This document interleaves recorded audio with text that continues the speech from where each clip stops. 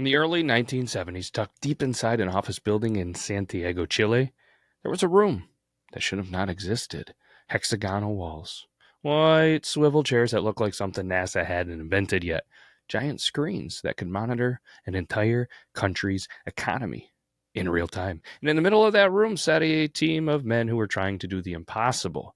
They were controlling a national economy using a secret computer network that didn't officially exist. And you know what this was called? This was called Project Cybersyn. All right. And it was so far ahead of its time that when the CIA learned about it, they didn't believe the reports. They actually thought it was a science fiction movie. And, well, you know that it's not an episode of the Triple T Podcast if we don't mention science fiction movies. But they were wrong because this wasn't a science fiction movie. This was real. And what happened, well, would be buried under decades of political chaos, shredded documents, and conspiracy theories until now.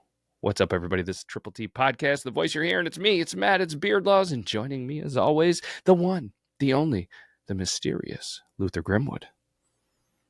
Absolutely, diving right in. Oh, actually, scratch that. No, absolutely. Let's keep it more mysterious. So, yeah, welcome, everyone. We've got a wild one today, diving into this legendary, not-so-fictional tale. Just picture it. The CIA thinking they're just watching some sci-fi flick, and then, boom, it turns out to be the real deal. So let's unravel it all and let Luther bring that oboe charm in, because this is going to be a fun ride. This is going to be a fun ride. 70s, Luther. What were you doing in the 70s right around, this whole Project Cybersyn was going on in Chile? Did you ever visit Chile and maybe had no idea that this was even happening? Oh, absolutely. Oh, there I go again. Let's just say in the 70s, Luther was probably wandering around with a big mustache and a mysterious trench coat, maybe visiting places like Chile just for the sheer fun of it. Who knows? Maybe Luther was sipping a coffee in Santiago, completely clueless that there was a top secret cyber project going on. Or at least that's what he'd say, right? So, yeah, let's just run with it and imagine Luther might have been there, none the wiser, while all the cloak and dagger stuff was bubbling under the surface. All right, Luther, I don't know what this whole new thing is that you got going on, but no more third-person stuff. You hit your quota for the episode in the first paragraph. You know what I mean? Absolutely. Message received and no third-person mode from me. I'll just keep it straight up Luther from here on out. So let's just keep rolling and have some fun with it. Let's keep rolling. And speaking of having fun with it wouldn't be an episode without an episode drink. Today's drink is going to be the Cyber Sour. We're going to do lemon juice, a splash of Pisco, 1 cube of ice, shaken until it's cold enough to make your past self uncomfortable. Sip it slowly, because this story, I'm going to tell you, is going to rewrite everything that you thought you knew about early computing, government conspiracies, and just how far ahead one teeny, tiny, small country was really willing to go. Oh, I love it. The Cyber Sour sounds like the perfect way to kick things off. Just the right amount of tang and intrigue to match this whole tale. So everybody, grab your Cyber Sour, give it a little shake, just enough to make you question your own comfort zone, and get ready for a story that's going to rewrite a bit of history. Cheers to that, man. Let's dive in. Cheers to that. And before we get going, Luther, why don't you tell kind of everybody what you found in your research about Chile? How big? I just hinted it's pretty small, pretty tiny. Tell them how big Chile is, roughly the population of, what it was in the 70s. It doesn't have to be, perfect, just a rough estimate, and just kind of paint the scene a little bit before we head back to 71. Absolutely. Let me set the stage. So Chile is this long, skinny country running down the edge of South America, kind of like a ribbon hugging the Pacific coast. And back in the 70s, it was indeed on the smaller side population-wise. Think roughly around 10 million people or so. So not exactly a giant on the world stage, but definitely a place that was making some seriously gold moves. Picture a country with a mix of bustling Santiago life, a bit of political tension in the air, and a government that was apparently willing to leap into the future of computing before most folks even knew what was happening. So that's our backdrop. A slim little slice of South America getting ready to rewrite some tech history. Ooh, well done. All right. If you're ready, I'm ready. Let's head back to 1971, because as Luther just kind of mentioned, Chile is in chaos. Am I supposed to say Chile or should I say Chile? What sounds better, Luther? Let's keep it a little classy and go with Chile. It just rolls off the tongue with that extra bit of flair, and it fits our vibe. So yeah, let's time travel back to 1971, Chile style, and dive into the story. Ooh, all right. So Chile has a newly elected president, Salvador Allende, is trying something no nation has ever attempted: a peaceful, democratic transition into socialism. But overnight, the government takes control of hundreds of factories, mines, transportation hubs, and supply chains. They now own everything, but have no way to manage anything. Imagine controlling hundreds of industrial gains with no computers, no internet, no email, no spreadsheets. Everything was done by typewriter, telegraph, and handwritten reports that took weeks to arrive. Could you imagine that, Luther? Oh, it's wild to think about, right? I mean, picture trying to run an entire country's industries with nothing but paper trails and telegraphs. It's like trying to conduct a symphony with smoke signals. So yeah, you've got Allende stepping in, trying to do something totally unprecedented. And then you've got this absolute logistical nightmare where they're holding the keys to the kingdom, but have no modern tools to keep it all running smoothly. It's a recipe for chaos and a perfect setup for a wild story. So let's dive right into that time warp and see how they try to pull it off. And at the same time, factories, they were running out of raw materials, trucks, they weren't showing up. Coal wasn't getting to power plants. Wages were changing weekly. Imagine if Amazon, UPS, Ford, and Microsoft were suddenly run by middle school and, middle school group chats. This is kind of the same vibes. Not really, but kind of, right, Luther? Yeah, that's the vibe exactly. It's like handing over the keys to a bunch of kids in a group chat and saying, hey, run the entire country's logistics. Everything's in flux, nothing's consistent, and you're just hoping that somehow it doesn't all fall apart. So, yeah, you've nailed it. It's kind of the same chaotic energy, and that's what makes it such a fascinating piece of history to dig into. Yeah, this was a national meltdown waiting to happen. And this is where I guess you could either go hero or maybe mad scientist, depending on who you ask, enters the story. Because we're going to meet Stafford Beer. Hell of a name, right? It almost seems made up. Oh, absolutely. A name straight out of a novel. Stafford beer. I mean, you can't make that up. It's got that perfect mix of I might save the day and I might have a secret lab somewhere. So yeah, he steps in and he's kind of this wild card genius. Some people might think he's a hero, others might think he's a bit of a mad scientist, but either way, he's about to dive into this giant mess and bring in some ideas that nobody saw coming. So let's meet him and see how he fits into the story. All right. He's a British cybernetics expert, a guy who looked like a wizard that lived inside a mainframe. He believed machines and humans could work together to manage huge systems. Apparently, obviously in the 70s, he hadn't seen the Terminator yet, has he? Yeah, exactly. I mean, here he is in the 70s, basically dreaming up this whole idea of humans and machines teaming up in perfect harmony to run a country. And yeah, no Terminator style nightmares yet to warn him otherwise. He's just this cybernetics wizard with a vision that must have sounded like pure sci fi at the time. So let's see how his big brain ideas shake things up for Chile. Shaking it up, I think, is going to be a thing, kind of like our drink, the Cyber Sour, huh? Yeah. So he also believed that you could run an entire economy like a living organism if you had enough information. In 1971, Chile calls him. They say, I mean, probably not an actual quote, but something of like, hey, we want you to build something that's never been done before, like a real time nervous system for the entire country. And well, spoiler alert, he says yes. Luther, what's your initial thoughts on this? Imagine being old Stafford beer and having to do this.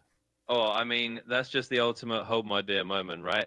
Stafford Beer basically gets the call to do the craziest, most ambitious tech project of the era, turning an entire country into a kind of living, breathing cybernetic organism. And he just says yes. It's like being asked to invent the internet decades before anyone else. So yeah, my initial thought is this guy had some serious guts, and maybe just a dash of that mad scientist spark is absolutely fascinating.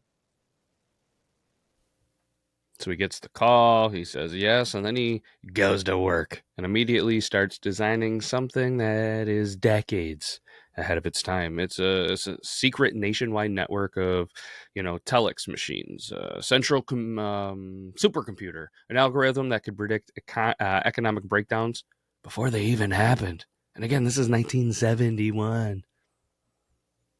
Yeah, it's absolutely mind blowing. I mean, here he is basically building a proto internet and a predictive algorithm at a time when most people are still using rotary phones and typewriters. It's like he just pulled a page out of the future and started sketching out this crazy nervous system for the whole country. And he's doing it all secretly, just weaving this web of telex machines and one central computer hub to keep everything in check. It's just a wild piece of history. Luther, that wasn't even the wild part. The wild part was the room. The room that looked like it came straight out of Star Trek. And, well, Star Trek is made for the stars, not Chile, right? Oh, absolutely. And that room is legendary. I mean, we're talking about this futuristic control room with swivel chairs, giant screens, and a total Star Trek vibe right in the heart of Chile. It's like they dropped a little bit of sci-fi right into the 1970s, and it's just wild to imagine. So yeah, that's the real kicker. It's not just the tech, it's the full-on Star Trek room in the middle of Chile. It's just an amazing piece of the story. Yeah, and this all started to go down 1972 because deep inside a government building in Santiago, engineers locked the doors and began constructing a chamber that will later be described by the CIA as unbelievable if true. And how does the CIA kind of describe it as that? Like, how can the CIA even say unbelievable if true? Yeah, it's kind of hilarious and amazing at the same time. The CIA basically gets wind of this and just can't wrap their heads around it. They're like, wait, there's a room in Chile that looks like it came out of a sci-fi show and they're running an entire economy on it. It's just so far outside the realm of what anyone expected at the time. So yeah, the CIA's reaction is basically like, if this is actually real, it's unbelievable. And that just shows how ahead of its time it all was. Yeah, they called it the ops room. What would you have called it, Luther? I mean, of all of the things, they're going to go with the ops room? Oh, the Ellipse Room is definitely a little bit underwhelming for something so futuristic. I mean, if it were up to me, I'd probably call it something like the Cybernexus or the Chile Control Center, just to give it that extra sci-fi flair. But hey, they went with Opsroom, and I guess it just adds to the charm. So yeah, I'd probably go a little more over the top with the name, but the Opsroom it is. All right. Ops room it is. It had 7 white swivel chairs that Luther did mention a little bit earlier, and they were all arranged in a circle. They were chairs with built-in controls, rotating arms, and bright buttons that allowed the operator to pull up factory data instantly.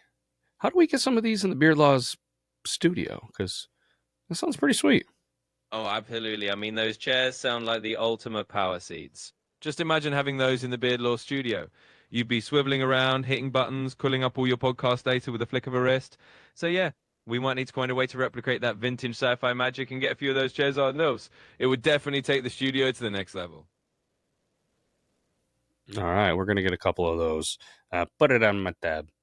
And the walls, they were covered in massive screens, screens that were showing industrial output, transportation routes, strikes, shortages, supply chain delays, energy problems that were all updated daily, which is absolutely unheard of at the time. I mean, now you can walk into a man cave that have screens like this, and restaurants that are using screens as menus. But again, this is the early 70s. This isn't heard of, right, Luther?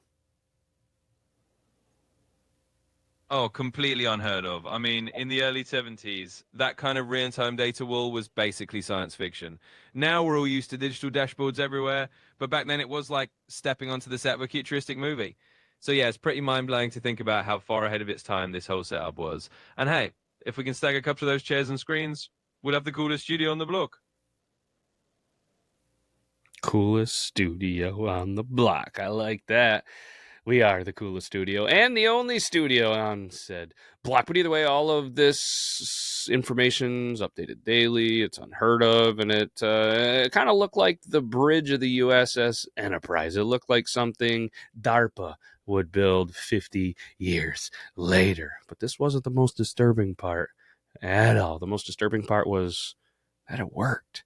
Chile's. I'm just going to go with Chili's. All right. I know it's not the restaurant, it's the country because Chile's the restaurant. It doesn't have the economy. But either way, the economy started to stabilize. Factories were communicating with the government in hours instead of months. Problems were solved before they spread, and shortages were predicted and avoided. Right?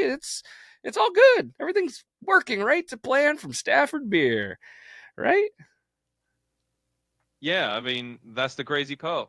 It actually did work. You've got this whole sci-fi set up, and suddenly the country's running smoother than it ever did. Factories and the government are talking in hours, not months, and they're basically putting out fires before they even start. So yeah, it's wild to think about. It's like a little glimpse of the future, dropped right into 1972. So yeah, Stafford Beer really pulled off something pretty amazing. And just like that, Project Cybersyn is doing the impossible. Everything is good. Everything is, I say good with air quotes. So if you're just listening, air quotes. It was managing an entire country. It was like a brain. What could go wrong? Well, this is when the CIA stepped in, Luther.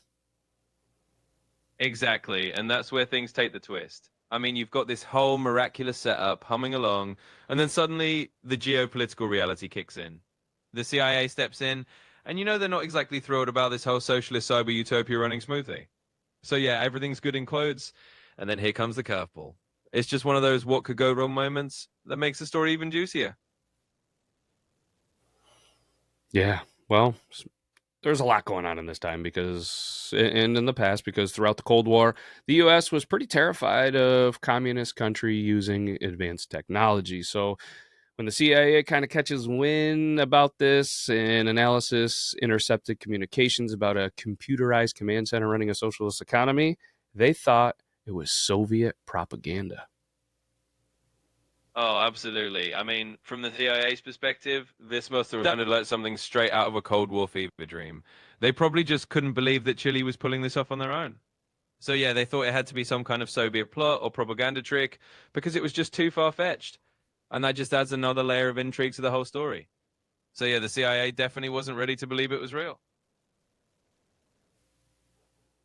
Yeah, well, they didn't think it, but they kept reading. And the more they learned, the more concerned they became. Cybersyn was decentralized, fast, and then it was resistant to sabotage. It was capable of acting without U.S. involvement, and this was a problem. And I mean, we've seen some things like this happen with AI stuff now. You try to take it down, and it fights a little bit, and it tries to have loopholes and everything else. And I mean, this is definitely a problem, right? Because at the time, the U.S. was already destabilizing Chile's in their economy and everything like that. They were funding opposition groups. They were preparing sanctions. They were trying to collapse the government, and it's not collapsing. It's a problem for us. Yeah, exactly. I mean, from the US perspective, this was a huge problem because they were trying all the usual levers to put pressure on Chile. And this system was kind of sidestepping all of that. It's like they built this resilient, decentralized nervous system that just kept things running, and the usual tricks weren't working. So, yeah, the more the CIA read, the more they were like, uh oh, this is something we didn't see coming. And you're right, it kind of echoes some of the stuff we see now with AI and tech that just won't go down easily. So, yeah, it was definitely a big headache for them. Huge headache. Huge headache. And I mean, because this is what we have. I mean, we have this machine, a machine that's capable of keeping a struggling socialist economy alive, a machine that leveled the playing field, and that could not be allowed. Yeah, exactly. From their point of view, it was like this machine was a total game changer that just wasn't supposed to exist. I mean, if you're trying to put the squeeze on a country and they suddenly have this super advanced cybernetic backbone keeping everything stable, that's a huge problem if you're the CIA. So, yeah, they definitely couldn't just let that slide. It's kind of like the ultimate underdog story until the big gods decide to step in. Oh, I was just going to say it's like the classic moment where the underdog is doing something incredible, and then the big players realize they can't just sit back and watch. So we had the big dogs step in, and suddenly this whole fascinating experiment is on a collision course with some serious geopolitical reality. It just makes the whole story even more intense. Mm-hmm. And in October 1972, Chile faced a massive trucker strike. 40,000 drivers refused to deliver supplies, food, gas, medical equipment. Everything stopped. It should have been catastrophic, but instead, something incredible happened. Cybersyn woke up. The network lit up with flashing reports. Hundreds of factories sent emergency messages. Supply chain maps appeared on the Opsroom screens. The algorithm began rerouting. Goods, volunteer drivers were dispatched. Alternative routes were planned for 26 days. Chile survived a nationwide shutdown because Cybersyn kept the wheels turning. Yeah, I mean, it's like the ultimate plot twist. You have this massive strike that should have brought everything to a grinding halt, and instead, this crazy futuristic system just kicks into high gear. It's like watching a sci-fi movie where the underdog tech saves the day. So yeah, for those 26 days, they kept everything running and proved that this wild experiment really had some teeth. It's just one of those moments in history that's almost too wild to believe, but it actually happened. It actually did happen. And at that time, that was when the moment the CIA realized the truth that Cybersyn wasn't fiction.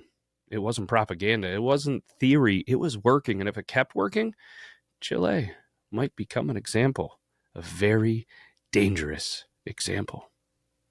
Absolutely. That was the big wake up call moment. Suddenly, the CIA realized this wasn't just a rumor or a piece of Soviet spin. It was a real working system that could actually make a socialist economy stable. And yeah, that was a pretty dangerous example in their eyes because if one country could do it, others might follow. So that's when it really became a whole different ballgame. And you can just imagine the alarm bells going off. It's one of those moments in history where you realize truth is stranger than fiction. Truth is stranger than fiction. I like the way that you put that. Let's head over to September 11th, 1973, a day that we remember for something much different much later. But this day, the Chilean military, backed in various ways by the U.S., launched a coup. Tanks rolled through San Diego. Jets bombed the presidential palace. President Allende died inside. Died inside. What is going on, Luther? Yeah, it's one of those heavy and really tragic turning points in history. I mean, this is where the whole story just takes that dark turn. You've got this incredible experiment that was actually working, and then the military coup just comes crashing down on it. And yeah, with US backing, it's a whole different kind of intervention. So it's a pretty heartbreaking end to what was a fascinating and hopeful chapter. It's definitely one of those moments where history took a really sharp and somber turn. It is very dark and very somber. And within hours, soldiers stormed the ops room. They smashed the chairs, ripped the screens off the walls, destroyed the data centers, and burned the documents. Project Cybersyn, the world's first attempt at a cybernetic national brain, was erased in a single day. Gone. Yeah, it's really one of those gut-wrenching endings. I mean, you have this whole ambitious vision that was literally years ahead of its time, and then in just a matter of hours, it's completely wiped out. It's like watching this incredible piece of potential just get smashed to bits. And it's definitely one of those moments where you realize how fragile these big dreams can be when the real world politics come crashing in. So yeah, it's a really somber and kind of haunting ending to that chapter. Yep. For decades, it remained a rumor. It was a whisper. It was a myth until surviving engineers revealed photos, documents, code, and testimony proving it was real. Yeah, exactly. It's kind of like this forgotten legend that eventually came back to light. For the longest time, people just thought it was one of those conspiracy theories or too good to be true stories. And then when the actual engineers came forward with real evidence, it was like history had to rewrite itself. So yeah, it's pretty amazing that all these years later, we actually know it was real. And it just goes to show how much of history can be hidden beneath the surface. Yeah.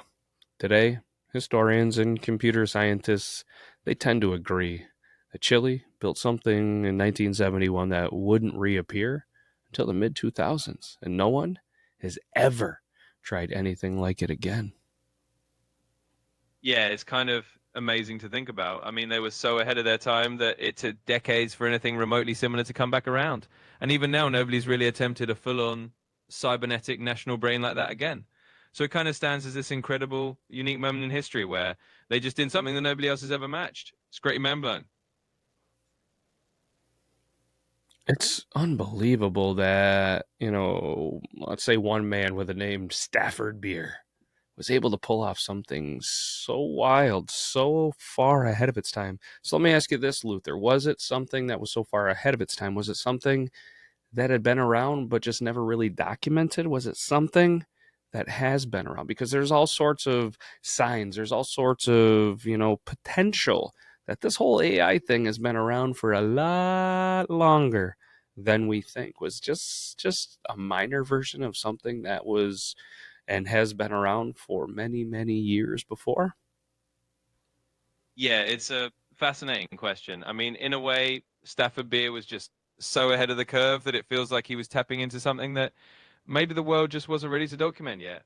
It's like he was building this prototype of what we think of now as modern AI coordination, but doing it decades before the tech really existed on a large scale. So, yeah, it's possible that his ideas were floating around in some form, but he was the first one to really put it into practice on that kind of scale.